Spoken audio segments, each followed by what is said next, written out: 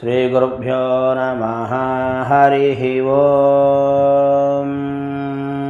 प्रथमं विष्णुमायेति, द्वितीयं सागरात्मजा, तृतीयं वीरलक्ष्मीति, चतुर्थं शत्रुमर्दनी, पंचमं तु जगन्माता, षष्ठमं नारायणी परा, सप्तमं वेदमाता च, अष्टमं सर्वसाक्षिणी, नवमं तु जया देवी, दशमं कीर्तिसुन्दरी, एकादशं महाशक्तिः, द्वादशं सर्वसिद्धिदा।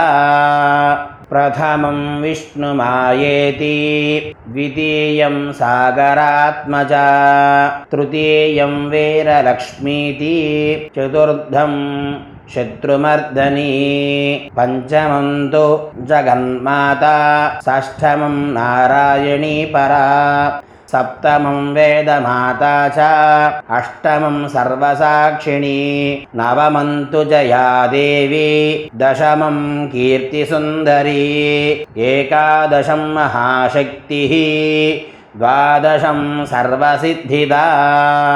प्रथमं विष्णुमायेति, द्वितीयं सागरात्मजा, तृतीयं वीरलक्ष्मीति, चतुर्थं शत्रुमर्दनी, पंचमं तु जगन्माता, षष्ठमं नारायणी परा, सप्तमं वेदमाता च, अष्टमं सर्वसाक्षिणी, नवमं तु जया देवी, दशमं कीर्तिसुन्दरी, एकादशं महाशक्तिः, द्वादशं सर्वसिद्धिदा।